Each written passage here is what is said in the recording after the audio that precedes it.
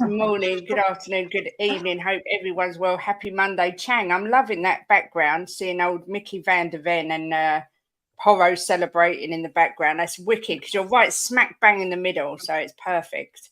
Hope everyone's well. Good weekend, which we will be delving into. Jimbo's still full of cold. I don't know if he's going to jump on or not, but I am joined with Elly and Chang. Elly, how are you, my lovely? I'm really happy. Good. And you know why? Yes. I'm glad you're happy. Come on. It begins with H and ends with G. Hamburg. I wonder who it is. I wonder who. Yes, we will get on to that man himself. Chang, how the devil are you? Doing very well. I must admit the last 24 hours have been kind of challenging. Trying to juggle between pre-match shows, trying to do a live watch along late into the early Monday morning hours, and then having to come to work with barely an hour or two left of sleep on an early Monday morning. But I gotta say, having a win beneath your sails, it just propels any Spurs fan through the day, regardless of how fatigued, how tired, even how weary you may be from the night's watch-alongs and festivities. Having that win, wow, it really puts a smile on my face and a spring in my step, got to be said. Exactly. And do you know what? That's kind of how everyone should be. But even despite a win, I've seen so much negativity, but we won't harbour on that. Ms. Ox. Exactly that. Miserable bastards. Yeah. There's no pleasing some people. I know. But before we start, let's have a look who's in the chat. We've got Elly saying, first in again, whoop, whoop. Big up Kate, Jim and young Chang, the youngest looking 40-plus man on earth. Smash up that like button, one and all. I wish people would say that about me, the youngest looking 40-plus woman on earth. No, you're the sexiest 40-year-old woman. All right, I'll take that instead. I'll take that. You've got to take it when you can. Exactly. We've got Drew Lala in the house. So second in, afternoon, you gorgeous bunch, and afternoon to the Just a Girl Who Loves Spurs chatters. Hope you're well, Drew. Nice to see you as always. Big up to Destiny 5. Hope you're well. I think Destiny's seen some negativity too, because I'm sure I've seen you in some rooms. Oh, mind you, I don't talk. I just sit and watch with my popcorn. Good morning, Cassandro. I hope you're well. Yes, got to be buzzing. 3-1 win. That's why today's show, although I did call it a Premier League recap, I did put Spurs match reaction because obviously I haven't really been on since the match. So I think we should start with that actually. Elly, what are your thoughts on the 3-1 victory for Tottenham? Yeah, well, it was sort of a weird sort of game, really, because the first half we sort of, like tradition, we start off 15, 20 minutes of handball, and then they all get knackered and forget what they're doing. And then it sort of rolls into, oh my God, what are we doing? You know, all the emotions, it's like going on a roller coaster with Spurs, but I love it because it's a roller coaster.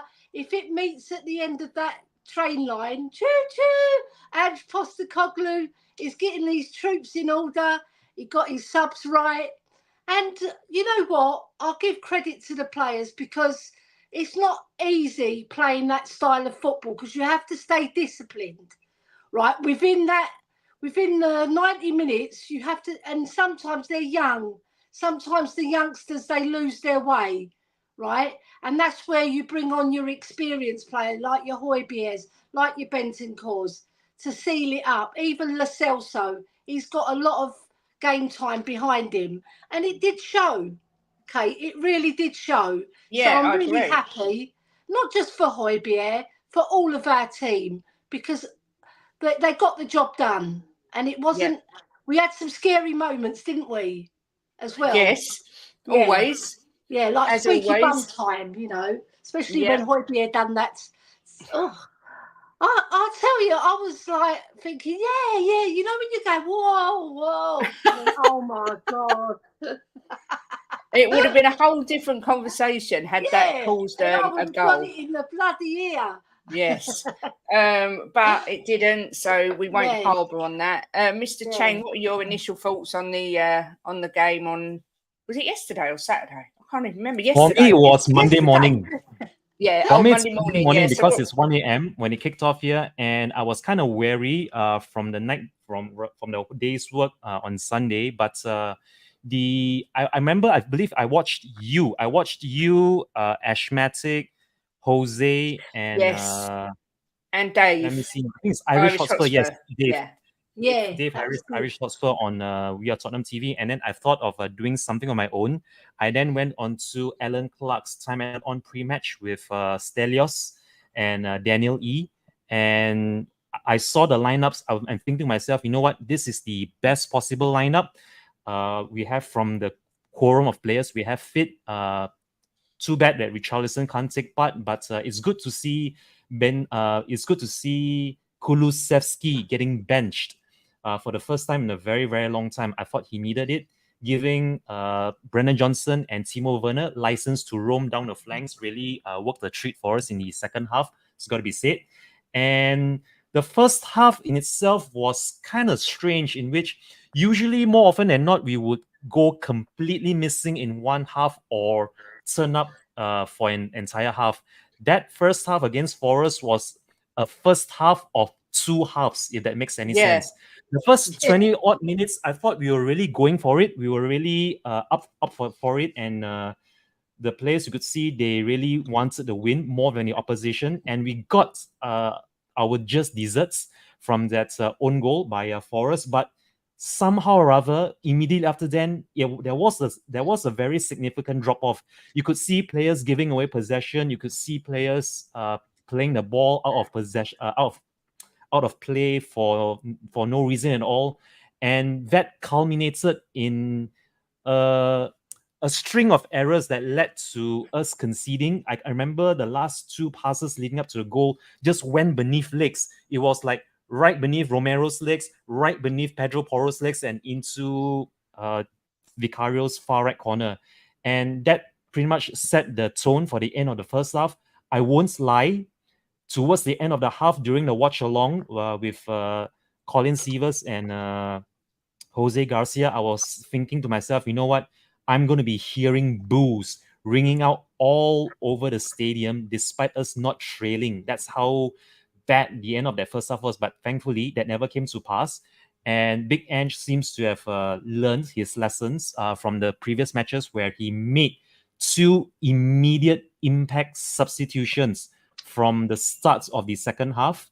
Pepe Metasar and Bissouma were hauled off for Bentancur and Højbjerg, whom I felt they completely changed that complexion of the midfield. I'm still waiting for Madison to get dropped at some point this season if it's not up to scratch, because we also saw what a big improvement Lo Celso was compared to Madison when Lo Celso came on. But we came off the blocks firing in the second half. We got the deserved lead again from a very short corner. Mickey Van der Ven, what a thunderbolt that was into the top left corner. And we just went from strength to strength after that. The third goal was a good example of just how your tenacity and your perseverance going down one of those flanks would lead to an eventual goal.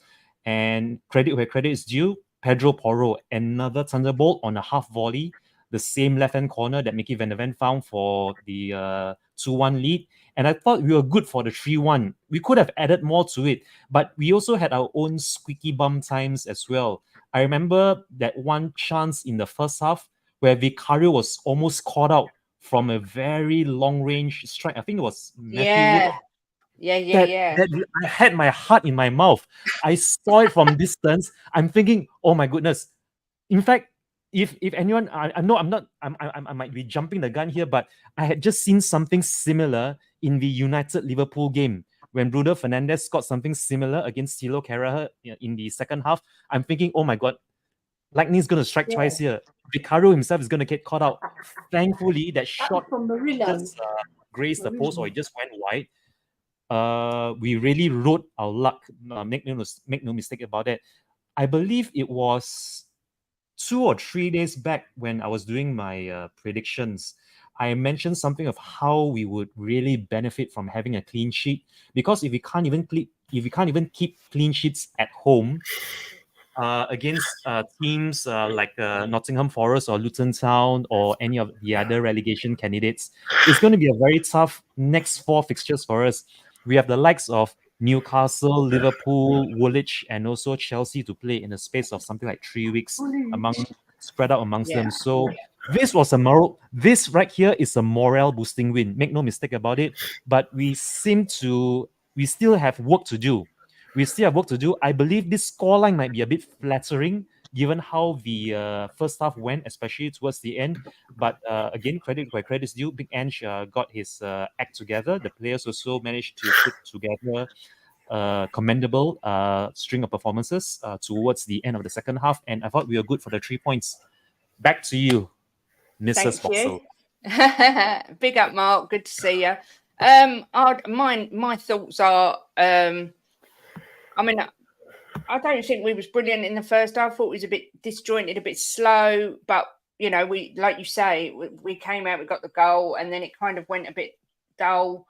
But then in the second half, I thought we controlled the game. I know they did play some decent football, Forest, so credit where it's due in that respect. But what have you got on your T-shirt? Roy Pierre is a legend. Right by my heart. I might put that on a T-shirt, Elly, just for you. I might just make a T-shirt just for you. Yeah. Elly says, Roy Pierre is a legend. You never know. Me, I might buy one. Yeah, you never know. I think she'll be at the back of the queue. Yeah. If you're watching me, yeah. No pun intended.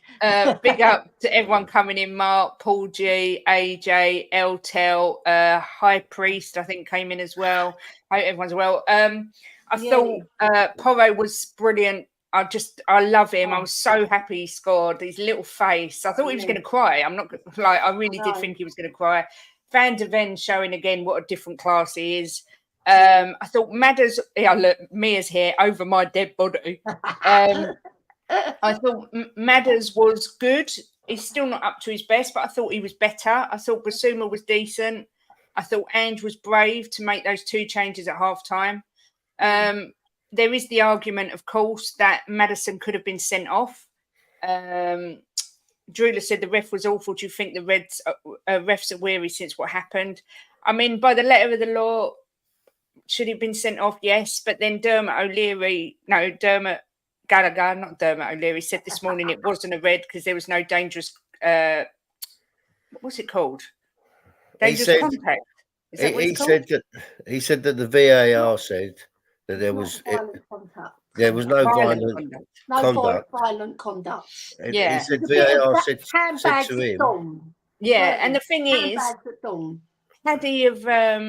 had he have sent Madders off, he would have had to actually send off Yates for asking for the card. So because he was already on a yellow. Yeah. But if it was against us and that had been someone that had hit our player in the stomach, I would have been calling for that to be a red card. But it is what it is. Sometimes you need a little bit of luck to go your way, and I'll take it all day long. It was taken out of the referee's hands, Kate. Yeah. The VAR took it out of the referee's hands. The referee couldn't do nothing because he never saw it. And because VAR said there was no violent conduct, he wasn't allowed to go and look at the screen. Yeah. Go on, Elly. I was just going to say, right, Maddison wasn't having a particularly good game and he was getting frustrated by that little Yates, who's like a little chihuahua, isn't he? Biting at your legs, doing all the shithousery, and he just got fed up and he lashed out. And it was wrong to lash out, obviously, but I suppose the VAR thought it was a bit of two of one, half a dozen of the other. Yeah, I mean, I do think, like I say, if it was against us, I would be screaming for a red card. I think he's lucky not to have got a red card.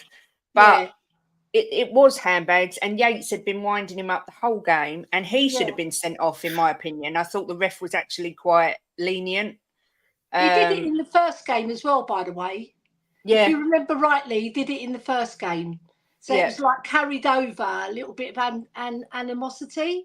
I got that word out. Yeah. Okay, if that was against us and a player got sent off, me personally, I would think that is so soft, it's unbelievable. He hardly touched him. It's football. It's meant to be a man's sport. It's football. Years and years and years ago, Patrick. Patrick Vieira got sent off for not even making contact with Ruud van Nistelrooy in that high kick, and he got sent off because the intent was there. And that's the thing, the intent was there to hit him in the stomach. But anyway, I don't want to harbour on that because we won. Yeah, we won. I thought it was a good performance, and I hope that builds the momentum up now. But Jimbo, what are your thoughts on the match? Well, I just want to go back onto that for a second and just say that Maddison, he's annoying because he has got that in his game, and Ange just said that he's got that in his game and he needs to get it out of him, because that could have cost us, and it was pathetic. It was like two kids in a playground. So, but that could have cost us yesterday. So he needs to get that out of his game for 100%. But on the game, I thought that we was overall. I thought we did really well, and we was good. They could have scored a couple more. We could have scored at least 4 more. You know, it was a good game all round. I enjoyed the game. Yeah. Have you got the stats of the game, Kate? I haven't. No, have you? No. I don't do stats. I do have the stats. You want me to read it out to you? That's Chang's got the stats. Well, I asked the wrong person. Chang's the stat man. I'm just going to give you the top 5 statistics that I have here on my screen. Now, in terms of shots on target, it was pretty even. It's 7 to us and 6 for Forest. Shots off target, pretty even as well. 5 shots off target for us and 7 for Forest. Block shots, and this is what I found more interesting. The block shots for Spurs against Forest were 5. We had 5 block shots to nothing for Forest. And the possession, we had more possession, of course. We had 64 possession compared to Forest 36. And finally, and this is the interesting one for me, corner kicks. Take a guess, Queen Elly, how many corner kicks we racked up yesterday against Forest? You'll be surprised. I think we got over 10. I think it was about 11. A dozen. I was going to say, I was nearly right. Nearly right. 1 off. We had a dozen corner kicks to only 2 for Forest. That's 12 to 2. That's how much we were forcing them to either block our shots or forcing their goalkeeper into making saves that led to corners. 12 corners to 2. But good old Spursy, without that set piece coach, which I feel is a necessity. It's become more of a necessity rather than an accessory now for us to have a proper set piece coach to help us to not only not concede from set pieces, but to also help us convert and score from our own set pieces.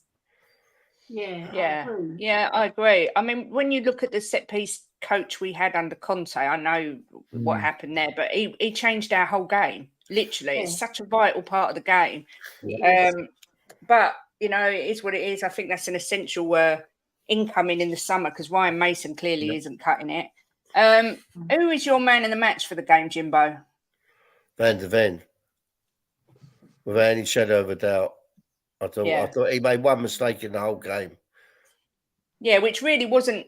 It wasn't down to him. That was down to an accumulation. But it was your doggy's first. He was the first one. And I watched the game again this morning. I watched it in the middle of the night because I couldn't sleep because of my poxy cold. So I watched the game in the middle of the night and I watched it again this morning. And he stops. He doesn't track the runner. And then someone else runs by him and he doesn't track him. And then when they score, he throws his arms up in the air. And so it was down to you, doggy. Really, he should have been pushing them into the corner. And then lazy, Jim. He was lazy to track the runner. He just stopped running.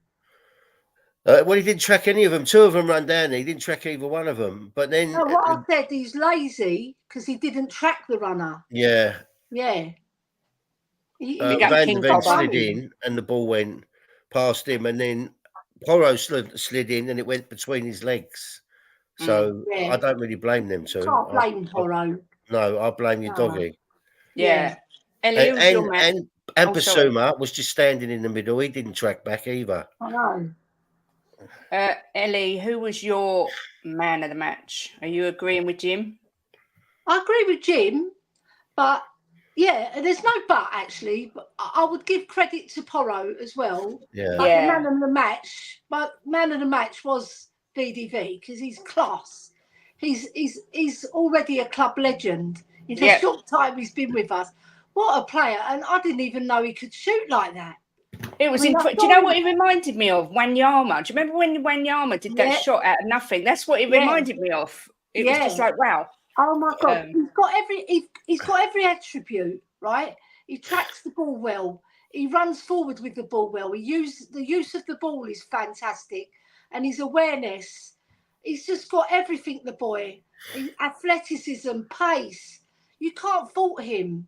Yeah, right? And they were like drooling over him. The commentary team, weren't they? Yeah, so was I. I was watching the training this week, and they did quite a while of them training, shooting all the whole team from on the edge of the box. So it paid off. Well done for spotting that, Jimbo. I spotted that as well, and they bloody well need it because when you think about goals win games, right? And if you score more than the opposition, you've won. If you don't, you've bloody either drawn or lost. So goals are very important, and shooting practice.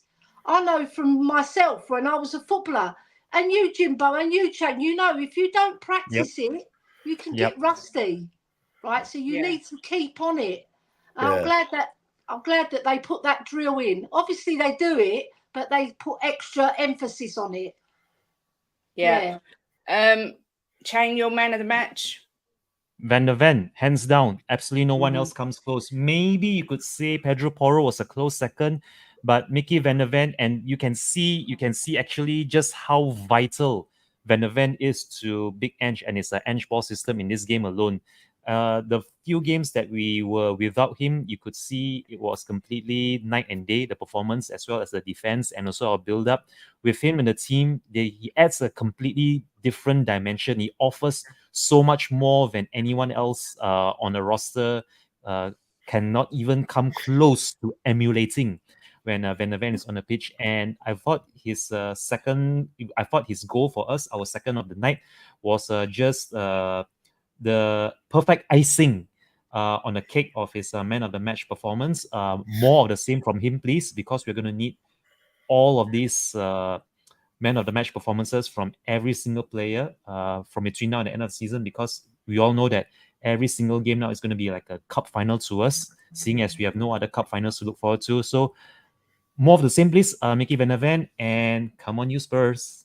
Yeah. I see Mickey as a future Spurs captain. I think he's got everything that suggests he's going to be a captain. Yeah. My man of the match, I agree, Van der Ven, but special honorary mentions for me go to Porro, because I love him and I thought he was brilliant. Højbjerg, who I thought was excellent when he come on, and also Timo. I thought he had a great game. And he's one of our players that's heavily criticised, and I thought he put on a great performance. But Elly, I'm going to let you wax lyrical for a minute about your man, because he got a lot of plaudits. I know he almost made a mistake that could have cost us, but we'll ignore that. Yeah. And I'm going to give you your 5 minutes to praise your man. This one's especially for Mia. Right, so Mia, I'm talking to you, girlfriend, right? Can I just quickly add something very quickly on Højbjerg? That second half, when Højbjerg came on, he must have at least more shots on target from distance in that first 10-15 minutes alone that he had all season. Yeah, he nearly scored a worldie. Yes, and he, of course, that worldie that he nearly scored, it did take a wicked deflection of one of the Forest players. But the way how that shot then deflected and looped over and almost went into the top corner, I thought that was going in for the second until the Forest keeper made a last-ditch attempt to claw at the ball, which he successfully made it. Otherwise, if not for his interception, it would have been a Højbjerg goal all day long. Yeah, agreed. Yeah. So go on then, Elly. So where was I? Mia, right, girlfriend. Right, so he did make one mistake. I'll start off with the bad. He was very ugly in midfield. When I mean ugly, he was getting in there, trying to battle for the ball. With Bentancur, he's got such a fantastic understanding. And they're really good communicators, both players. But I would say Bentancur is the more silky player. He's the one that stands out. He's the one that people love because when he's on the ball, he's graceful, right? Højbjerg's different, right? It's horses for courses. You need players like that in your team. Liverpool had Henderson. They had Milner. They're not flashy players, but they get jobs done, right? And off the bench, I agree with Mia. He is better off the bench. He shouldn't really start because with Ange Ball, you need ultimate fitness. He's got the concentration, but you need ultimate fitness because you've got to move the ball quickly. And obviously, it's showing now that he's getting the grips of it because he's not putting his foot on the ball so often. He still does it occasionally, but he's moving the ball very quickly. And sometimes with him, sometimes the passes will go astray because he's not used to doing that.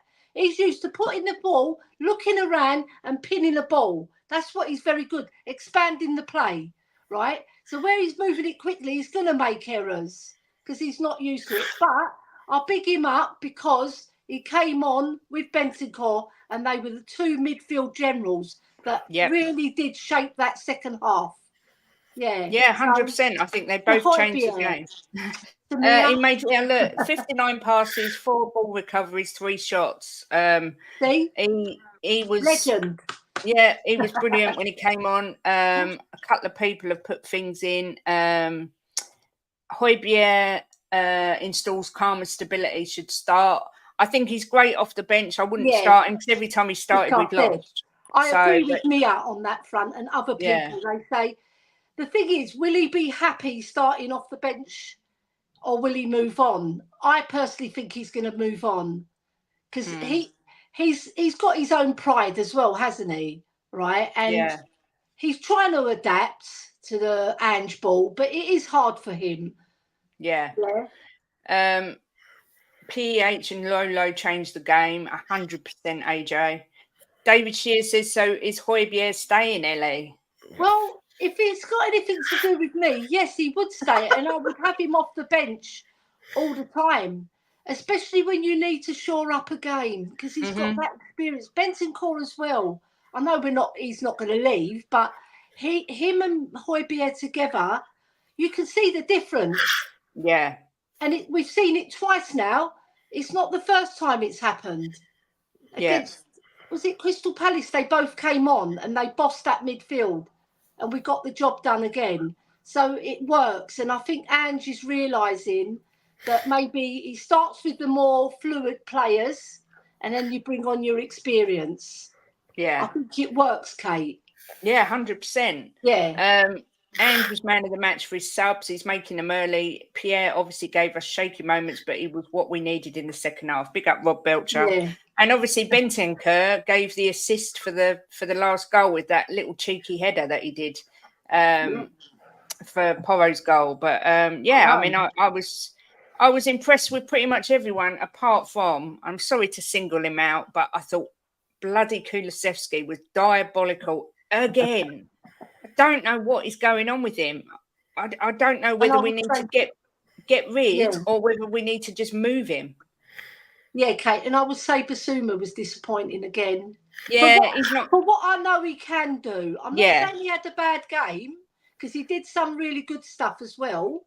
But for what we know he can produce and the type of player he is, I just think he's falling short of what I agree. we know he can do. Yeah. Yeah, which is disappointing for me because I love him. I think he's a fabulous footballer, you know. Is Jimbo, is there any, or I'll ask Chang first because Jim's blowing his nose. Chang, was there anyone who you thought was below par on the day? The only one that really comes to mind is Kulusevski. I think given his, his cameo appearance off the bench with about, 15 minutes left to go on the clock, I thought he had ample time to really get himself warmed up and fired up when he came on. But somehow or other, even with about a quarter of the left match to play, he just couldn't find his rhythm. And that was against a team, that was against a Forest team who were already tiring towards the end of the match. If you can't even strut your stuff and show what you're made up of against a team in the bottom half, or you could consider them as relegation candidates. When we are coming to the latter stages of a game where the opposition is getting laggy and the stamina levels aren't there, you as a fresh player, a substitute off the bench, you should be running rings around the opposition. Unfortunately, somehow or other, he's still running straight into them. He's dilly-dallying on the ball. He's not really making any progressive movements forwards or even passes that are setting us up in a dangerous position. And I really don't want to comment too much on Kulusevski's future, seeing how he pretty much poured his heart and soul out for everyone to read online. And I can understand if someone is in a very deep, dark place themselves, once really getting to grips with life or finding life a bit too overwhelming for them, especially if they are coming from a foreign country. I would still back Kulusevski. I would still give him a full support, despite all his hardships, despite all his troubles, despite not being living up to the hype or even meeting expectations. I would properly back Big Ange to just give him just put a shoulder over him, give him a hug, put a shoulder over him, give him a talking to, and maybe we'll see a different Kulusevski next season if he's still around. Yeah, I agree. Jimbo, was there anyone? We was talking about Son last night, and we always say we really find it hard to criticise Son because he's such a. It's not just his play; it's the energy and the leadership he brings to the field. But Jim, was there anyone you was disappointed with yesterday? I don't think Son was that bad anyway. He was involved in quite a bit up front. He had the assist for Van der Ven with a good pass from Johnson to Sonny. Bit of composure there from Johnson. He nearly scored, Sonny. It was a good save by the keeper in the bottom corner. I don't think he was that bad. He was involved in everything around the box with one touches, and so this was all right. I wasn't overly impressed with him again. He was for their goal.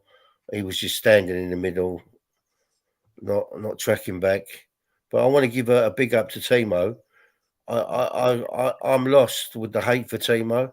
I'm lost for it because I think that he brings something to this team. And if I'm people who are saying that he's a waste of space, I think he brings something to this team, and I can't understand why a lot of people can't see it. I agree. He's starting to put some really good crosses in. He needs to up his goal tally, but hopefully that'll come. But I think he's putting some outstanding crosses in. Yeah. He got us straight on the front foot by that brilliant cross. What have I always said to you for years, Kate? If you put crosses in like that, right, defenders panic, right, because they're not sure if there's someone behind them or not, or someone coming in, and they panic and they put their leg out to try and get rid of it or hope that it's going to go somewhere else besides the net. How many goals do you see like that, especially from us? You know, yeah. So I can't stand this hate for Timo. I can't see it, and do you know what? I hope they sign him just to piss them people off. Do you know what? I hope they sign him because I think he's good enough, and I think he brings us something different. He's pacey. Yeah.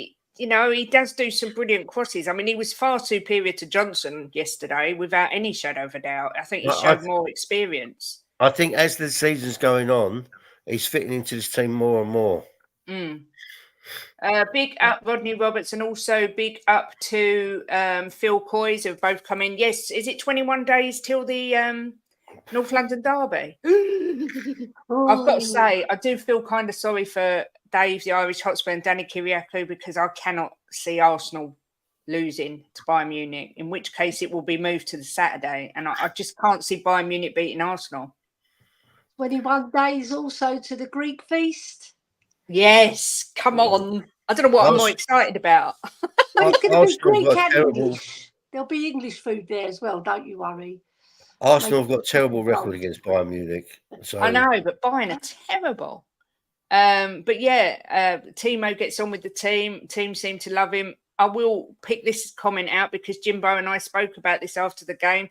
Morgan Gibbs-White having lots of whispers with Ange and with Maddison.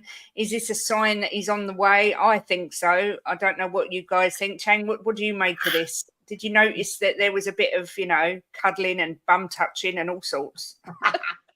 I didn't get to see what part of which part of the bodies they were caressing each other with, but you could tell from the body language. You could tell immediately from the way they made eye contact, the way they were interacting, and the way they had a sort of familiarity, put it this way, with each other. That tells me that there is something that maybe we neutrals or maybe we bystanders don't really know about, but it would suggest that there is some sort of history, some sort of a precedence leading up to that, in which they have that kind of a bond between them. Of course, these sort of things, it happens so often in football when you see Son Heung-min forming bonds with Jurgen Klopp and even what's his name now, Guardiola, and amongst many other managers. So, it could be just something among footballing circles, among the players and staff and such like. But yeah, I would like to have hope that maybe there is something else, something more to it than just that. And with Big Ange and his pool, we've already seen it this summer. We've already seen it, not this summer, sorry, this January, when the likes of Dragushin and also Bergvall chose Spurs over the likes of Bayern Munich and Barcelona. Who's to say that Big Ange can't convince Morgan Gibbs White to choose us over any of the other current top three? We can only live and hope. Agreed. Elly, did you notice all the bum touching? Yeah, I did, because I'm into that. Right, a little bit of touchy-feely goes a long way. Jimbo will know that, won't he? Right, but it's nice to see, and obviously with Eze as well being in our suite with all his get up, and it's nice because if we do get Eze and Morgan Gibbs White, that would be fantastic because they're two technical players who can score goals, who are probably better than what we've got in terms of creativity apart from Maddison. So we do need some more players like that who can create goals, because scoring goals is one thing, creating goals and goal opportunities, clear cut ones as well, not half chances where the ball is played a bit heavy and then the striker has to really try and get it and then they miss it because it's been too hard. You need technical players like that to craft out things. And those two players, if they are touchy-feely, why not? And why not? Touchy-feely with us, come on. Come on, Jimbo. Yeah. What, are you reading into it like me? Well, he what's his name? Ange had a word with him. Sonny had a big cuddle with him, and they were whispering, covering their hands. And then Madders had a big cuddle with him, and they walked off with their arms around each other, talking with the covering their mouths. So I think there's something in it. I really do. Yeah, I do. I totally agree. Love this from Rodders. Just like to say, Poch is doing a fantastic job. Wow, is all I can say about that. Before we go on to the other matches, anyone want to say anything else about Spurs before we carry on? Yeah, we were fucking brilliant, and I'm so happy. There's just one final thing I'd like to say about Spurs, and that's on Brennan Johnson. I thought he was very unlucky not to have scored in the first half. How the Forest goalkeeper managed to get his armpit in the way from that point blank Brennan Johnson effort. I thought it was very similar to that opener against West Ham in midweek from that similar position, but somehow or other he wasn't able to squeeze the shot past the Forest keeper this time. And the other one was, I believe, in the second half, if memory serves me right. It was either Son or Werner who couldn't convert. Oh no, Sonny. I think it was Sonny. Sonny.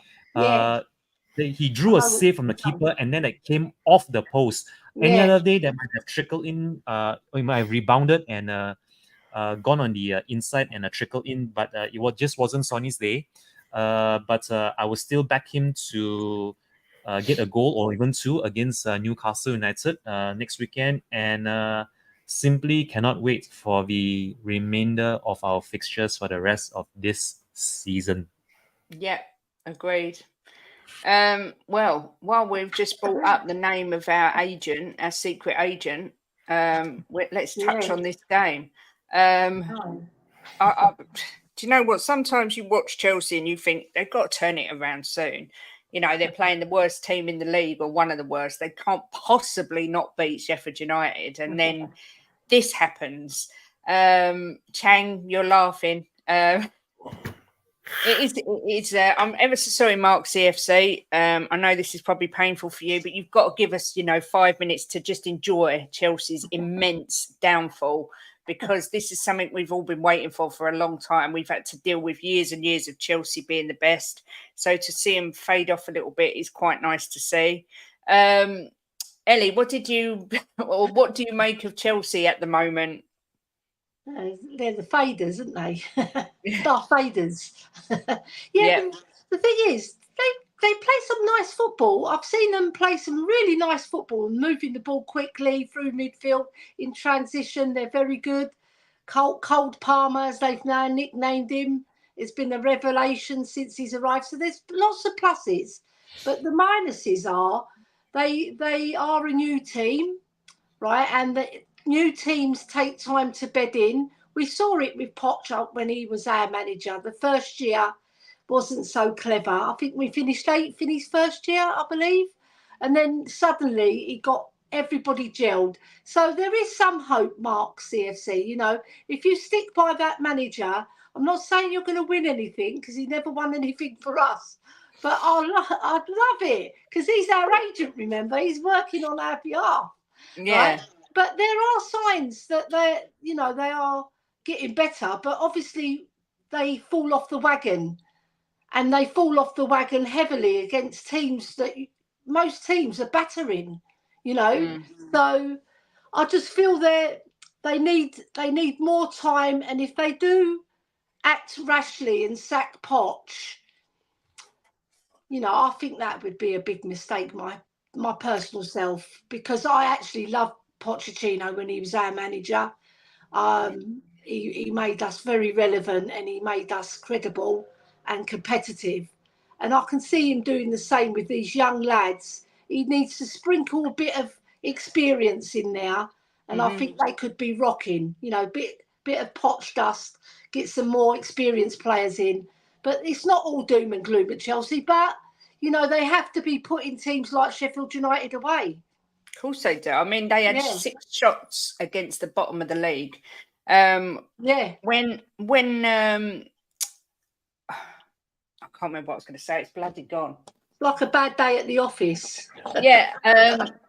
I think from what I gather, I was watching. Obviously, I was on the match reaction, and I was listening to the Chelsea fans. I think the thing is with Poch is they don't like the formations. The fact he plays players out position, and the fact that I think he actually took Cole Palmer off in that game. Yeah. And I didn't watch the game, but because it clashed with Spurs, didn't it? It clashed with Tottenham. So, but I'm sure they said he took. I'm sure they said that they took Cole Palmer off, and like Mia's just said, Cole Palmer is actually carrying that team at the minute. So questions have got to be asked. But if this was the old Chelsea with Roman Abramovich, Poch wouldn't be here. Not in a million years. That is just. I wanted to get this in right. That is a Poch trait. He makes little errors here and there, and you lose games or you draw games. He's got to get more savvy with that. Yeah. He played Gallagher on the wing, which he's been playing him through the middle, hasn't he? And he played him on the wing. So, but that's Poch all over. I mean, any man that moves Son to a wing back has got See what I mean? He's going to make mistakes, isn't he? I mean, when he done that with Son, I was just dumbfounded. Yeah. That's actually one of the most baffling, that and the Moura decision in the Champions League final are two of the most baffling things I've ever seen. Chang, did you watch it or any of the highlights? And if not, it doesn't matter. What are your thoughts on Chelsea? So I was able to watch the highlights, and I thought that this was a game for Chelsea to build upon their last gasp winner against Manchester United on midweek.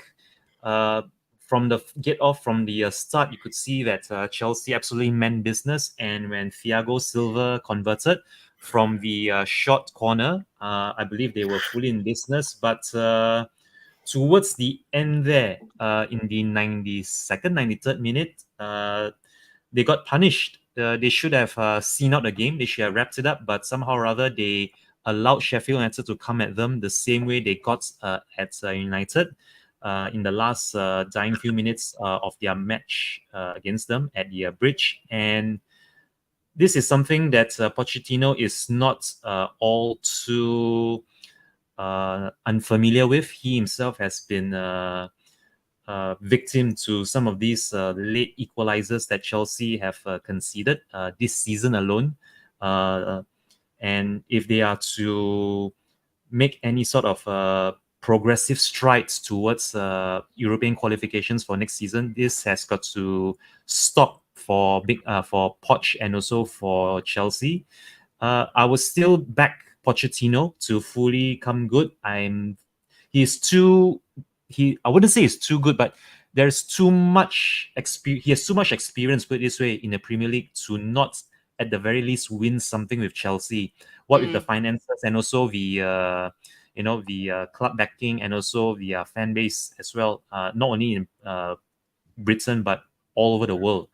It's only a matter of just how much patience, just how much leeway the board of directors and the fans are going to give him before they have finally seen enough and say that, you know what, you've had your time, you've had the chance, but enough is enough.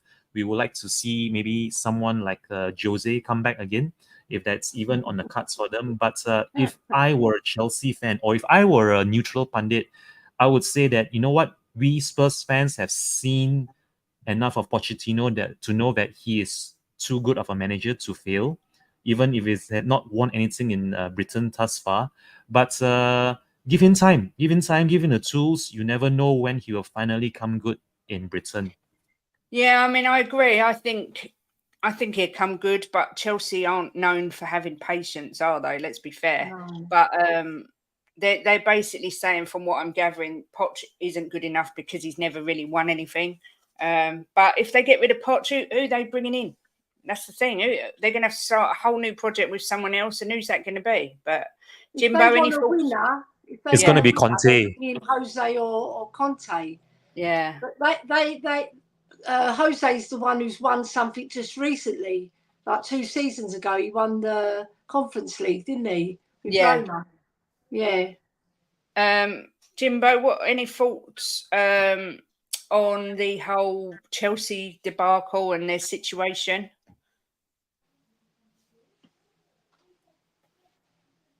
Is Jim frozen? Jimbo's he's muted. Oh, he's muted. No, he's definitely moving. I can see the camera moving, but can he hear you? Jim, can you hear me? You are muted, sir. I think he's lagging. He could be lagging. I can hear some feedback. No, I'm not. I'm there. Oh, he's back. He's back. I wasn't lagging. I pressed the full screen and it opened. It went full screen. You had that baffled look on your face, Jimbo. He's like, what? I'm not well. You have to make allowances. Yeah. Thoughts on the Chelsea situation? Do you think Poch will I was listening. Well, I mean, they're just a shambles, aren't they? I mean, I kind of feel sorry for Mark and that guy, the other one that comes in, the Chelsea boy, because I like him. Yeah. And I don't. We know what it's like when your team's doing shit, and I know we're meant to hate Chelsea, but I like Mark and Chelsea boy, and there's another Chelsea guy comes in here that I think's decent. Yeah. So I kind of feel sorry for them because they're in such a shambles, aren't they?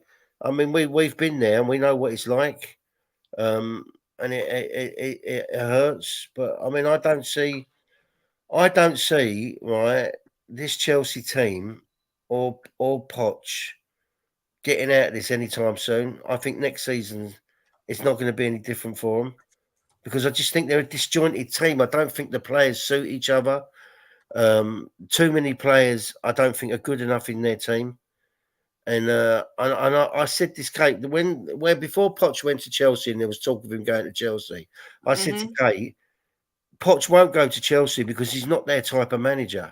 I cannot see it. And when he went there, I said to Kate, this won't work because he's not a Chelsea manager. He's just not. He's not that type to, you know. You have to be ruthless, isn't it, Jim? Yeah. You have to be hard-nosed. He's a bit pally-pally. Yeah. Softer. He's not. I mean, if you look at the managers that they've had over the years, you know, the softer ones like Poch never work out. No. You have to be a you're right. bastard. Because of the club they are and the money they spend, you do need someone that will take no shit and doesn't care. That's what someone like Tuchel, like he was. I couldn't believe they sacked him.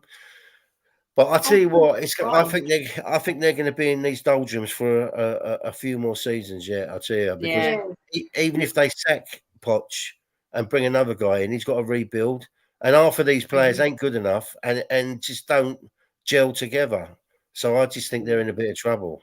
I really do. Yeah, I've got a theory on Tuchel's sacking. I just think he got the sack because it was a clash of personalities between him and Bowley, because he told Bowley where to go when he was coming into the dressing room at half time. He actually told him where to go. The thing is, Elly, you're probably right, because Tuchel is a guy that he won't take shit off anybody. Yeah. Where Poch is a yes man, we know that. Mm. Well, we saw it when he went to shake Conte's hand. When Conte gave him his hand, and he was like a psycho. Yeah, he was. Well, that's an interesting call there, Drew. Let's say she thinks Tuchel will go to Liverpool. I think he would suit Liverpool. He was useless at PSG, to be fair. I know you're not there to look at your picks. It's him. The thing is, he was useless at PSG. Why? Why was he useless there? It's so PSG obvious. Useless because they got such big players. Too many egos. Too many egos, and he can't handle it. Yeah, because he's got an ego himself. So if the players have got an ego, it's a clash. Yeah. I'm talking about Poch. Oh, Poch! I was thinking about Poch couldn't handle all them big egos. There's too many of them. He won things there. He won 3 trophies. He won what they should have won, but he lost the title there and all. Yeah, true. Obviously, they win the league 99% of the time, didn't they? So it's not hard to go there and win the league. Yeah, but he still had a season there. He never won it. Yeah, he did. The second season. No, I think this is the first season, wasn't it? He took over from Tuchel, and they finished second to Lille, didn't they? Yeah. Yeah. Let me just share my screen a minute. Share screen, because we had a question. Come on. We like questions. Question. I can't remember who asked it. Let me see. Blah blah blah. Rodders said, "How many points are we getting off our next 5 games?" Oh, that's a good question. Yeah, it is a good question. We've got, obviously, next up we have got Newcastle away. Then we've got Arsenal. Is that right? Arsenal at home after that. Yeah. Is there not a game in between? No. Blimey. Then we've got Newcastle away, Arsenal at home, Chelsea away, Liverpool at home, and home to Burnley. Liverpool away, and home to Burnley. And then Sheffield United away, isn't it? Yeah. Man City's one might be our last game, they said. No, I think they're going to try and fit it in between the last 2 games in the middle. That's what they said. Wouldn't it be interesting, right, if Man City was our last game and it was all on the last game, whether them, Liverpool or Arsenal get the league?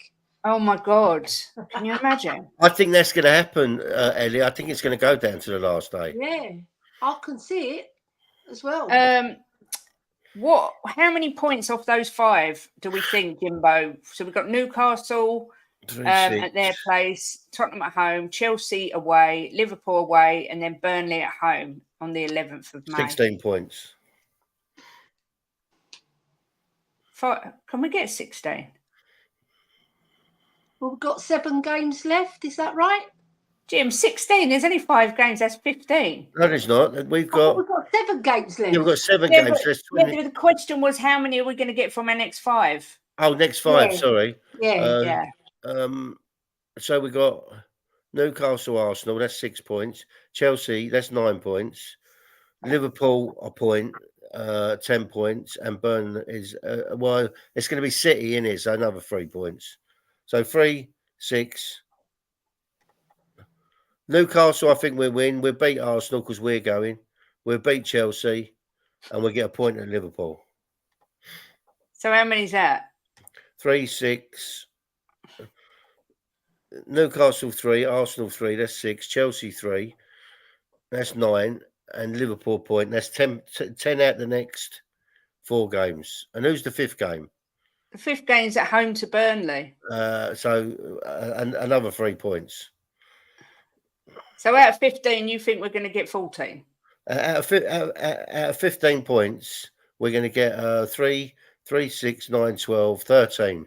13. We dropped 2 points at Liverpool. I think we're draw there. Elly, what do you think? Okay, I've got slightly different. I think we're going to draw at Newcastle. Yeah. Beat the arse. That's 4 points. Beat the Woolwich. Poo busters. Right. Draw with Liverpool. That's 5 points, isn't it? Who's after that? Because I can't see the next 2 games. We only want the 5. So we've got Liverpool, and then the next one in the 5 is Tottenham at home to Burnley. Yeah, we're going to beat Burnley 100%. So that's, what's that? 7. I've lost track. 3, you said Newcastle 4, 5, draw. 6, 7, 8. 8 points and 1 more game. What's the next game? Man City. No, Man City's postponed. You've got Chelsea. Newcastle. We'll beat Chelsea. We'll beat Chelsea. We'll beat Burnley. That's 6 points. We'll draw with. We beat Arsenal. That's 9 points. We'll draw at Liverpool and we'll draw at Newcastle. 10, so 11. 11 okay. points. Yeah. Chang, what's your thoughts? Honestly and very frankly, if I were neutral, I would back Spurs to at least get 2 wins from this 5. But for the remaining 3, it's kind of difficult to see us picking up points against Liverpool and Chelsea away, given the way we're playing. But I will say this about us. From that 5 games, I'm backing us to get at least 2 wins, 2 draws, and maybe 1 loss. That loss being Liverpool away. Newcastle and Burnley have to be the sheer 3-pointers. Even before a single ball has been kicked in the North London derby, I'd gladly and happily take a draw right here, right now. If it means just putting the brakes on Arsenal's title hopes. Liverpool away is going to be very, very, very, very tough to even get a draw, let alone a win. So I can see us maybe losing either at Liverpool away or even Chelsea away. Newcastle and Burnley are going to be 3-pointers for us, and maybe a draw against Woolwich. So that's going to be 7 out of a possible 15 from the next 5 games for me, realistically. Yeah. I am going to say, I think we will lose to Newcastle. I think we will beat Arsenal. I think we will beat Chelsea, so that's 6. Lose to Liverpool and beat Burnley. So I'm going 9. 9 out of 15. If it was Newcastle a month or 2 ago, I would have said we would have beaten them. But I'm saying a draw because I think they've picked up and I think we're capable of getting a draw. Because remember, we thrashed them 4-1 at our ground. Yeah. But they have picked up a lot. Yeah. Big up Shemtan says, good afternoon, Princess Kate, Sir Jimbo, Queen Elly and young old man Chang. Sorry, didn't get my notice you were on and was watching Ben and Johnny. How rude. Yeah. How rude during our time.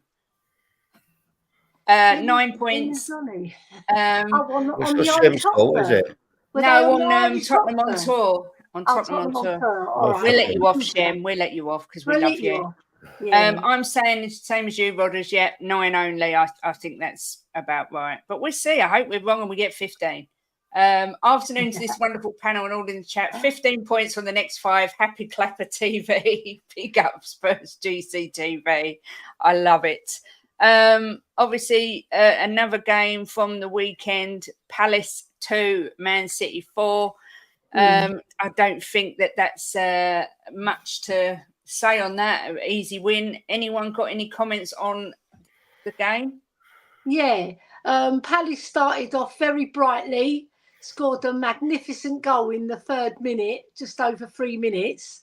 And like Palace always do, they flatter to deceive. They're not the finished article, are they? They've always been mid-table or below, and it showed. And Man City's superiority just took over, and they made Crystal Palace look really ordinary. Well, they are ordinary, but they made them look even more ordinary. And they didn't really have to come out of second gear, really, to get the win over the line. And De Bruyne and Haaland and Foden and all their players ticked, you know, and whatever permutation. I must give a special mention to Grealish, because I thought he had a very good game as well. Yeah. And, you know, they're Man City, aren't they? They're going to beat Crystal Palace. It wasn't no surprise. They had Elly back as well, Palace, didn't they? I didn't think he was back, but I think he was back. Yeah. I think, so I'm not sure. I think, did he start? If he started, I never noticed that he started. I think he came on, but I can't remember. He came on as a sub, I think. Yeah. Anyone else got anything to add to the City game? No, they're clicking at the minute, aren't they? Yeah, they are. They're starting to click. I still think Arsenal look the most convincing of all. But the thing with Man City is they just know how to win. What'd you say there, Elly? Sorry? Arsenal were very good. I know I don't like to say it, but they looked the bees, didn't they?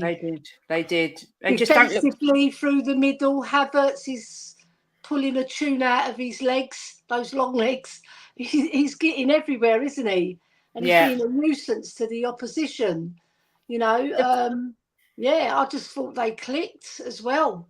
The funny thing was, when I was on the top 6 on Thursday, they were saying it's time for De Bruyne to be benched and pass the mantle to Foden. How you can bench someone like De Bruyne? He's incredible. Probably the greatest attacking midfielder of the Premier League era, I would say. If not, you know, he's just unreal. And he's more creative than Foden. Yes. He'll give you more assists. And he's a bit more stronger as well. Yeah. Not that Foden's not a good player, but De Bruyne, if Foden's going to get to De Bruyne's level, he's got to go a little bit still. He's a brilliant player, don't get me wrong, but he's not quite De Bruyne standard in my book. Correct. Yeah, agreed. Go on, Jimbo. Do you know what? There's a massive chance, right, that them 3 or 4 games that Arsenal had where they were winning 4-5-0, right, that could win them the title, because there's a massive chance they're going to win it on goal difference. Yeah. They're 9 goals clear, I think. I think more than that, Elly. That's why I hope we smash a few past them at the lane. Yeah, I'll tell you. Yeah, 9-0. 9-0 will be perfect. Yeah. Ben, we've covered Spurs, and yes, Elly got her 5 minutes to big up Højbjerg, although I'm not sure he was man of the match. We did all agree on Van der Ven, but he got honorary mention. The goal difference, Kate, is Arsenal are on 51, Liverpool are on 42, and Man City are on 40. Yeah. So they're 11 over City, 9 over 9 over Liverpool. Yeah. Phil Coy's won it on goal difference. Yeah. Over Dortmund. Phil Coy's, I'm going to say, I've been saying it for weeks, and I've had loads of crap from Tottenham fans, but I still think Arsenal are going to win it. I just think that they look like this. I just don't see anyone beating them, except maybe Spurs. Please God, because we're there. Please God, let's beat them. If they win it, Kate, they'll deserve it. Yeah, exactly. You can't, even my bias, and I hate Arsenal, and I despise everything about them. You've got to hand it to them, because they have played the best football. Yeah. Not early doors, but since about halfway through the season through to now, they've turned the screw. Yeah. What was Phil put? They've come up. They come unstuck against us at our gaff. I do hope so. I know. I'm sorry, but I do. I just think they look so good. It's hard to say it, Kate. It is. I know you say it with bated breath. I think people get you wrong. You don't want them to win it. Bloody right. Of course you don't, like all of us. But you've got to admit that they are looking good. Yeah, you could see in their game, I think last year, you could see frailties over the pitch, but they just look good in every area of the pitch. So and they've lost Saliba, didn't they? And that was a big. It wasn't the only reason why they capitulated, because the 11 that play have to still perform, you know. But even Gabriel, they've got a really good understanding and they're solid. Yes, 100%. Rob, why couldn't you have said that we beat them 1-0 and then we lose 2-0? Why'd you put 20? Who said that? Rob Frank. Oh, I would have took 2-0. I don't want to take 20-0. Bloody hell. Might come down to the North London derby. Ain't got a ticket, but want to experience the whole day. Pubs will be rocking. Yeah, come down, come down. It's fantastic with the flares down the high road and the banter and the fights. There would be fights if it wasn't for the police. Yeah, Kate would be involved in them. Come on. Come on in. Let's be having ya. Yeah, I mean, we'll come on to Arsenal. Like I just thought they were magnificent. I thought Brighton, Jim thought they'd be an upset, and I thought Brighton would put up more of a challenge, but Arsenal literally swept them away, didn't they? There was no challenge for them at all. And Trossard, I've got to give a shout out to Trossard because he doesn't get a lot of starts, but he's an incredible player. I really like him. Yeah, he's great. He has, yeah. I know, his eyes. Oh. They're quite scary. They are, but I thought he was brilliant, and their defence is just unreal. But anyone want to say anything about the Goons? Yeah, can I just say that? But bring Cassandra's post up.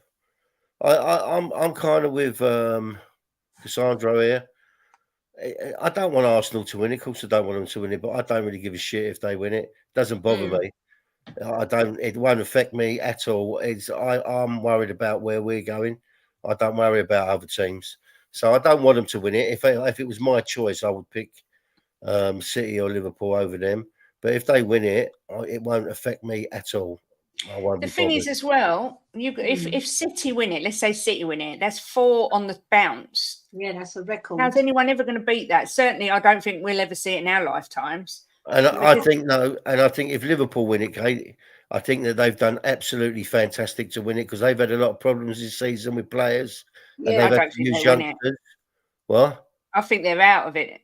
They don't look right to me. I don't know what it is, but there's something missing. I'm saying if they do win it, you can't take it away from them. And again, if Arsenal win it, right, taking my Tottenham head off, which is very, very hard.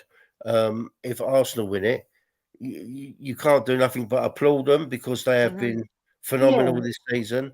So, I mean, for all 3 of them, there's a case that if we're being nice people, we have to say well done to whoever wins it because there's a case for all of them. So, I mean, at the end of the day, whoever wins it over 38 games, in my eyes, right, my humble opinion, after 38 games, whoever wins it deserves to win it. Yeah. And like I don't want them to win it, right? Obviously, and it made me feel jealous because I thought we could have won it, but we're out of it more. We're not out of it mathematically because we could still win it, but there's going to be slim hopes, isn't it? Slim hope for us to win it, but it's just like a jealousy thing. Because you don't want your nearest rivals to win anything, do you? We want our club to do well and win things. I would say to Phil, I'm not one of these people that let Arsenal get to me. I love it when they're doing crap and I watch AFTV and they're all crying. That's like my favourite pastime is watching their streams, only because it makes me laugh. But they don't affect me if they win it. Like I worry about Tottenham. And if they win it, then they fucking win it. And that's it. I think we should ensure that we send loads of lasagna to the Arsenal ground and they should just eat lasagna from now to the end of the season. I think, Rodney, I don't know whether I've softened with age. I just think sometimes you've got to, whether they're our rivals or not, you've got to take a step back and just go, wow, If they've won it, they deserve it, because they're going against the powerhouse that is Man City, first of all. But their football this year has been sublime at times. I get where he's coming from. But I wouldn't applaud them. I'll just sort of say, yeah, all right. Yeah, well done, you absolute through gritty teeth. Yeah, exactly. I don't let them, Kate. I don't let them get to me. I don't really care about them. If they closed down, I wouldn't be bothered. If they went down, I wouldn't be bothered. And if they win it, then they win it. There's nothing I can do. So I'm not bothered. It's a good attitude. I can't personally agree with you. I just don't. I've got a different aspect. I care what they do. Yeah. I do. To the point where it hurts my heart if they win something. Yeah, I know exactly how you feel. I do understand that. It's like a dagger to your heart. Yeah. Yeah, I agree with this.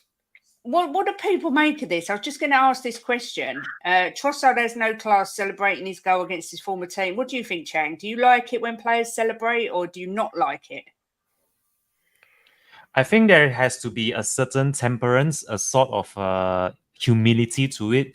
I mean, we've seen the likes of Adebayor going out of his way to celebrate in front of the Arsenal away fans all those years ago, and that caused a melee that sparked a sort of riot, a mini riot, and that led to very unsavory scenes. I believe there was a steward or two who was injured in that melee.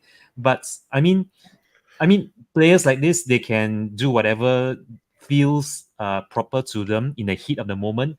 But if you are a proper professional, regardless of whatever the home team is taunting you, no matter how you feel the former fans of yours that you're now playing against, however they jeer you, however they hiss at you, you should still maintain a sense of professionalism, and that wasn't on his agenda.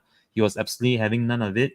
Celebrating in front of his former club right in front of the Brighton fans was a touch bit unclassy, almost downright rude to a certain degree. But fans, I mean, sometimes we fans ourselves, we give a lot of stick to our own former players whenever they play against us.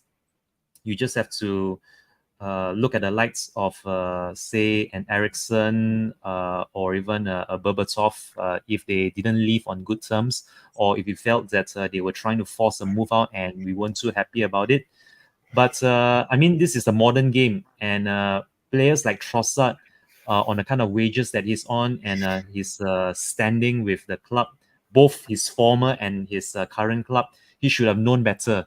That's all I'm going to say about it. He should have known better than to celebrate against his former club. And I would really be unhappy. I'll be really unhappy if I saw, say, one of our own players do something very similar against his former club, whilst they are still our players, put it this way. Yeah. Elly, what are your thoughts on players celebrating against their former clubs? Yeah, I don't like it, because that club paid your wages. They nurtured you as a player, especially if you've been a player for long standing and you've been admired by the fans, which Trossard was. You know, we saw it with Richarlison when we played Everton. He was so gracious, wasn't he? He didn't celebrate either goal, and he got 2 goals that day. So I think it's a gentleman's agreement not to do that. It's not a fun thing in my book, and I wouldn't like it. If I'm a player playing, I wouldn't do it myself. So I would expect another professional player not to stoop that low. Mm-hmm. Even if the Brighton fans are giving you jib because you've moved to a bigger and better club in Arsenal, you know, you still have to have some loyalties towards your old club, Kate. That's all I've got to say on the matter, really. Jim, what's your thoughts on it? Well, I'll say, don't like him. He's a wanker, and I don't like Arsenal. They're scum, so I don't really care what he does at his scummy club. I've got no issue with it. I'm not going to lie. I don't care. If Harry Kane comes to us and he scores, even though he's a club legend and he never would do this in a billion years because he's got class, but if he did score the winner and celebrated, I don't care.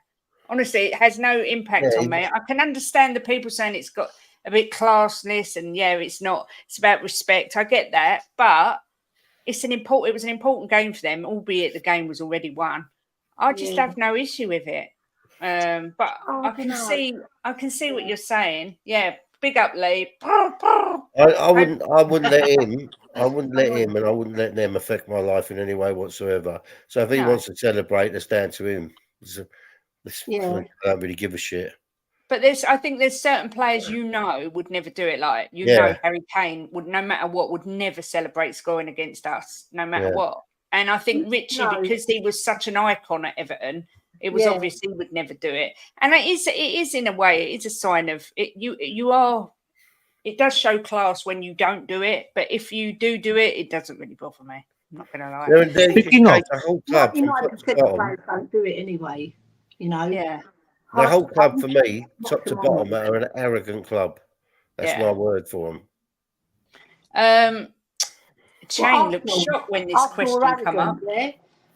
They've got no reason to be arrogant apart from this season. Chang, Destiny is asking, will you take finishing 5th to beat Arsenal? Absolutely. Absolutely. I would gladly trade 4th. I would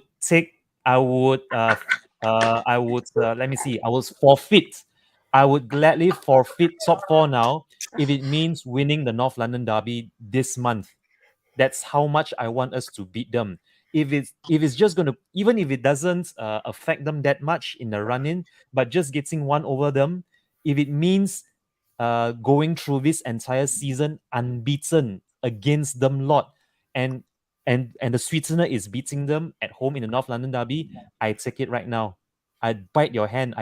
I gladly the things that are going through my mind right now, what I trade, what I give just to see us beat them here and now. Ooh. That for anyone who's ever seen me broadcasting from my apartment with all my jerseys flying on either side, I trade them all now. I'd give my entire jersey collection just to see us beat them this month alone. That's you can clip this. You can clip this, and if you want my jersey collection, the moment we beat them, you can have it all. Whoever it is you are who was going to offer me the win. Elly, would you take finishing 5th to beat Arsenal? Yeah, and I would personally fly over to Chang's apartment to manoeuvre those shirts out to whoever wants them. I would do it. I'll be there for you, Chang. I'll be there for you. Ditto. I would do it because we still get Champions League football, right? We dent their championship chances as well, their title chances, right? And we could be the catalyst that loses a bit. Come on, you Spurs. Knock them out the park. Jimbo, are you of the same agreement? And it's a hard one. I think I would this season because if we beat them, it's going to derail them winning the league. But if it was like if they was in 8th position, I wouldn't. I'd rather finish 4th. But because it'd derail their season, I would. I think I would take it this year, and because 5th is going to probably get Champions League anyway.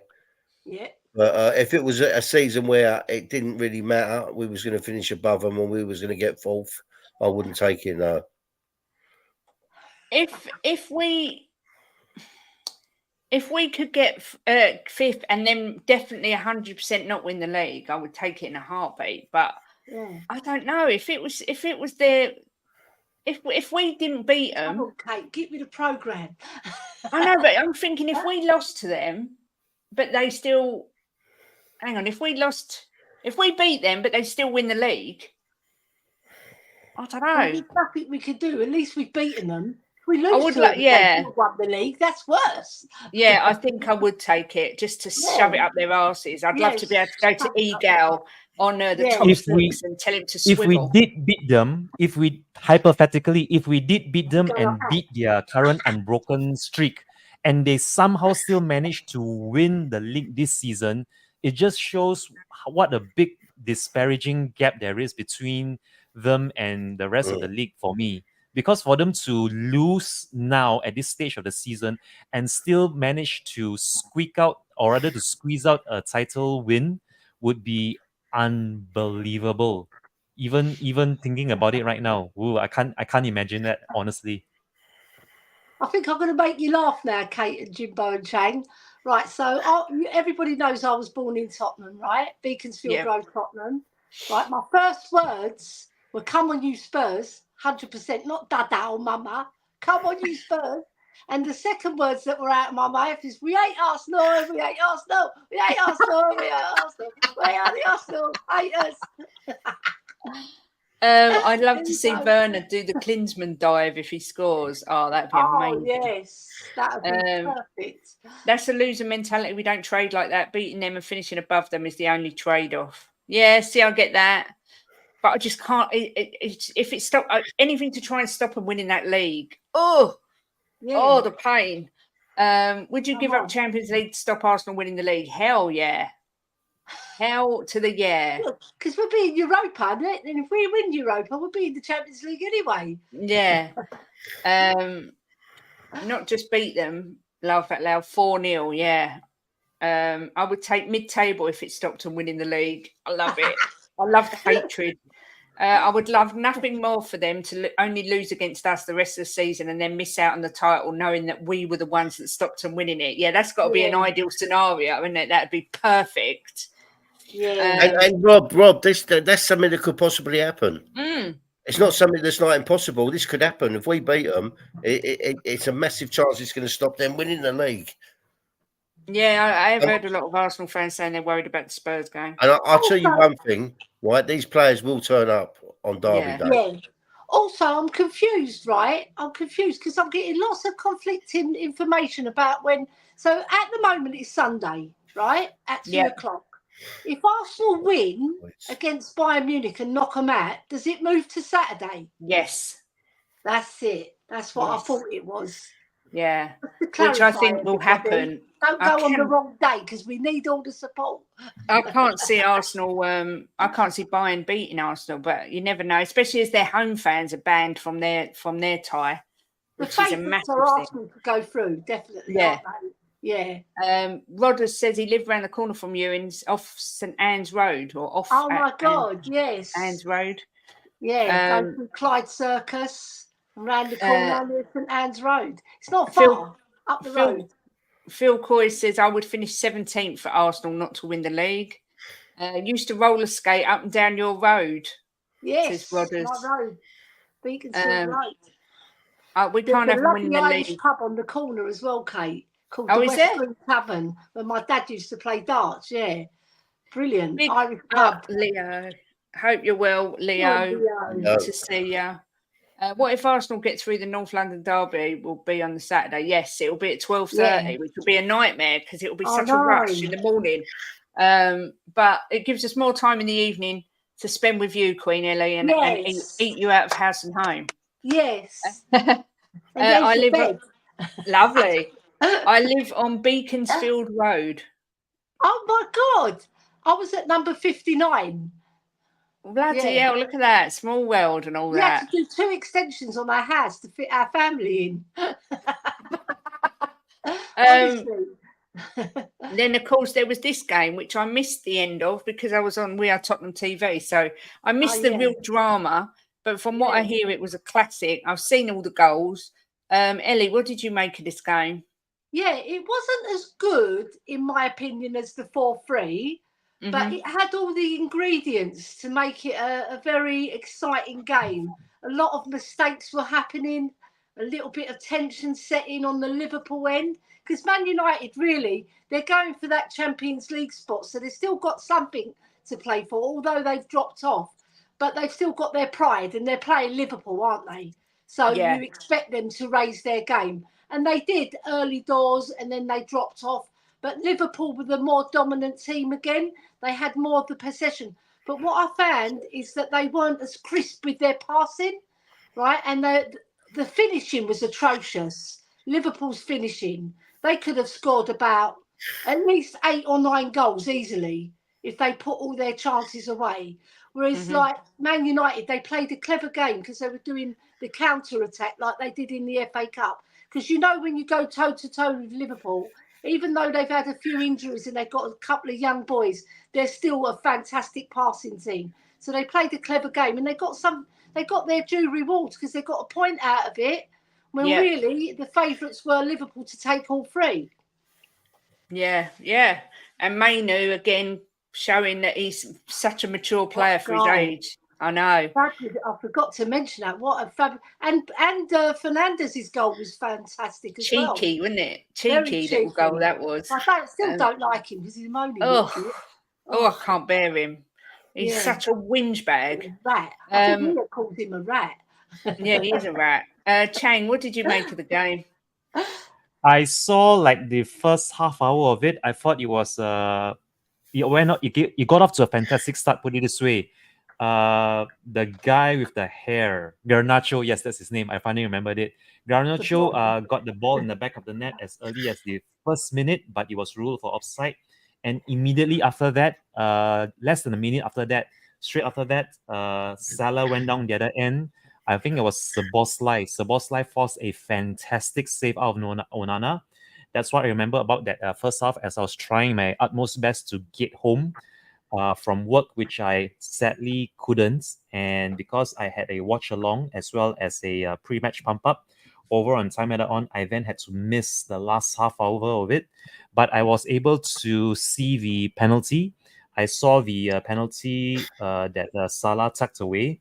And I felt that towards the very end, somewhere in the 93rd or 94th minute, Liverpool had the chance to win it. Luis Diaz, of all people, the ball fell very kindly to him. Although I know it was quite a difficult chance for him to put away, with the ball coming at him at speed, and he was kind of like falling on his back when he took the shot. But from that distance, from that angle, or rather at that position you're in, at that critical moment of the game, you would have at least backed him to at least get the shot on target. He completely skied it, and I think that pretty much sums up the game for Liverpool. Even the Kobe Mainu goal that gave them the lead. How a player in such a big game is able to swivel. I saw the highlights. He had his back towards goal. He had his back towards goal all the time in the world to just turn, swivel, get his head up, get a look up, and wrap his foot around the ball to curl it into the Liverpool far right corner. How he's even able to afford that much time and space to do that. It was justified. Put it this way: Jurgen Klopp losing his head on the touchline when that went in. So Liverpool have a lot of defensive gaps that they need to address because it's no longer Alisson in goal right now for them for the foreseeable future. If it's going to be Kelleher, it's going to be a big ask for him to produce any more world-class saves, because that was quite dreadful, to be honest. Starting from that misplaced back pass that led to Fernandez getting the equalizer straight from kickoff, and then again, I just mentioned the Kobe Manu goal that gave them the lead. So yeah, Liverpool FC have some work to do from between now to the end of the season if they really want to put in the credible title challenge. Yeah. You know what? And Jurgen Klopp, he's got the best snashers in football, hasn't he? I know. But they're annoying. And he gurns. He does that. Yeah. All the time. It's so annoying. He's got the whitest teeth as well, I'm telling you. I know. I reckon he goes to Simon Cowell's dentist. Yes, 100%. Jimbo, what did you make of the game? I'll tell you something. I'd rather Ange Postecoglou act like he acts and not show emotions either way than act like he acts when they're winning. He's up and down the touchline with his gurning, like laughing and joking. And as soon as they let in a goal, he acts like a petulant child. But look, it was similar to our game, right? They was in control, Liverpool. They made one stupid mistake, and give Manchester United that goal. And I agree with I think it was Daniel E or AJ. One of them said it. That he should have scored that. It wasn't a fantastic goal. It was an open net. So I could have got off me fat ass off this settee and scored it. So, but they let them back in and they got their backs up, didn't they? Man United got their backs up and then started giving them a game. So it was their own fault. But unlike us, we went on to win. They couldn't do that. Yeah. You know, and look, Liverpool's superior team to Man United. Man United are dross at the minute, so they bottled it as far as I'm. I agree. I mean, we had our shooting boots on, and Liverpool didn't. We won yesterday because it weren't raining. They missed so many chances, Liverpool. Yeah. Elly, was there any ladies matches at the weekend? That's all right. Was there any ladies? Was there anything with the ladies over the weekend? No. I think they've got not Spurs didn't play anyway. Oh, okay. No. I just wondered because I didn't know whether but there was our any news. under 18s and under 21s played, didn't they? Well, can you talk about that? Under 18s drew 2-2 with Reading, and our under 21s won. Can you talk about that for 1 second? While I have a quick wee. What about the under 18s 2-2? They were 2-0 up, and they came back. Or was it 1-0? No, 1-0, 1-2, 1-2 all. And Reading went down to 10 men as well. So I was well disappointed that they didn't get the victory over the line. Bearing in mind, Reading ain't all that. And then under 21s won. So it was a good day. It was a good day for Spurs. 7 points out of 9. Not bad. Sorry to interrupt you very quickly, Queen Elly, but I believe you might have got it in the reverse. It was actually our under 18s that won 6-1. They took to the pitch earlier in the day. Both these matches played back to back, I believe. It was the it's fine, perfectly fine. 2-2. Correct. It was let's see now. It was the under 18s that won convincingly by 6-1. That's it. Okay. That's and it. I was watching a bit of it towards the end there before the under 21s kick off. The likes of Mikey Moore, Luca Williams Bennett, and the under 18s won 6-1. Yeah. Yes, they won by 6-1. The disappointing thing for me was actually the under 21s. We were actually in the lead with 2-1 and 10 men up. We were actually in the lead in that game against let me see now. We were playing against that's it. It was Reading. Yes, it was Reading as well. We played Reading, the under 21s. Yeah. Yes, we played Reading, the under 21s, and we were leading. Iago Santiago and Will Lancashire. They both got the goals in the first half. And Reading had a player sense off at the beginning of the second half. So we were playing against 10 men for the majority of the second half. But for us to have conceded a very late equalizer in the 89th minute, 89th minute, wasn't it? Yeah, that was a bit of a deflating disappointment for the under 21s, but I'm sure they will learn from this. Other than that, I believe it was a good day out for our academy team, the under 18s and the under 21s. So more of the same from both of them. And a quick update as well on the current state of our under 21s. I believe they are still leading the table. Yes. So our under 21s are still leading the table after 16 games with 39 points. And as for our under 18s, let's see now, here it is. Our under 18s, they are now currently third. They are third in the Southern Division for under 18s, currently behind Chelsea and West Ham, who are first and second respectively. So that's good news for us and our academy players thus far. Excellent. There's good signs in the academy, so it's always good to see us winning. Morning, Bobby. Hope you're well. I don't know what happened. I didn't know Emma Hayes pushed the Arsenal manager. I don't know what's gone on there. I don't know anything about that. So I can imagine Elly singing Spurs songs in her sleep. Oh, 100%. Do you know what the amount of voice notes I get off Elly where she's singing? She loves the song. Did you have a phone call, Queen? Oh, Kate, I've got to go because my cat has vomited everywhere. And yeah, it's probably because he thinks Arsenal are going to win the league. All right, lovely. We're finishing in a minute. He's been poorly, and we've just got him back from Joanna's, so I've got to go and sort him out. Okay. Because Angela's working, she can't deal with it.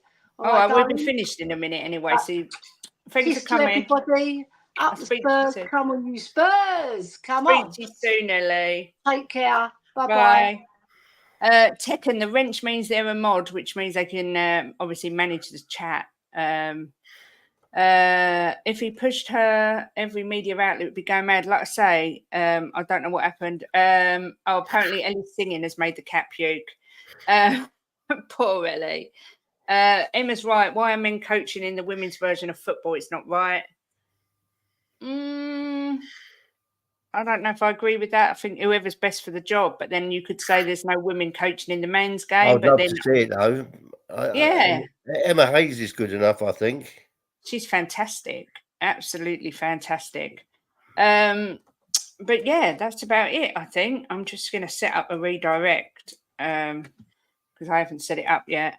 Chang, Mr. Chang, when can we find you next, sir? So I'm supposed to be having a Wednesday view from Asia with Miss Ash over on El Tel Coquerel, as well as Talk and Ball. But currently, I believe Miss Ash may be away, so I may have to reschedule that. But if nothing else, I believe there could be a women's night out this coming Friday on El Tel Coquerel, which I will be looking forward to filling in for Miss Ash to be on air with Queen Elly to do a show previewing the weekend's fixtures over in El Tel Coquerel. I believe there should also be a show tomorrow on Spursration TV with Mr. Eugene, in which we go through the financial reports, as well as that very highly publicized bonus that Daniel Levy awarded himself. That's going to really tick him off. That's really going to ruffle some feathers. So I will be on tomorrow. I believe it's going to be 2 or 3 p.m. Afternoon UK time on Spursration TV. There it is, there in the link at the bottom. So I'm looking forward to doing shows with Eugene and also Queen Elly later on this week. Back to you, Mrs. Boxell. Excellent. Jimbo, when are you on next? I ain't got a clue. Tomorrow lunchtime. Yeah, we've got no show this Friday because, well, assuming Jimbo's better by then, because we're out tonight. I want to go.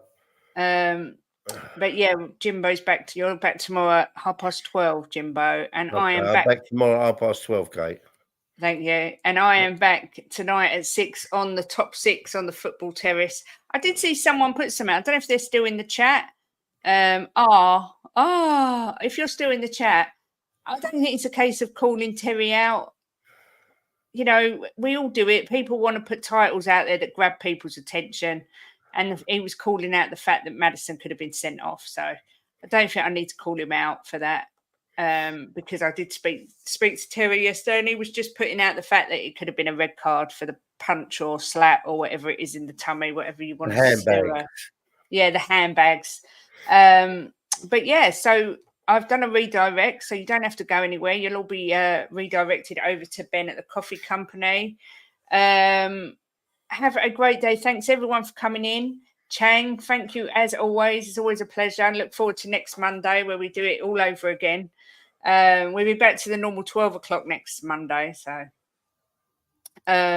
if you haven't already, please do smash. That's a nice thing to say. Kate makes the football terrace worth watching. Thank you, Faru.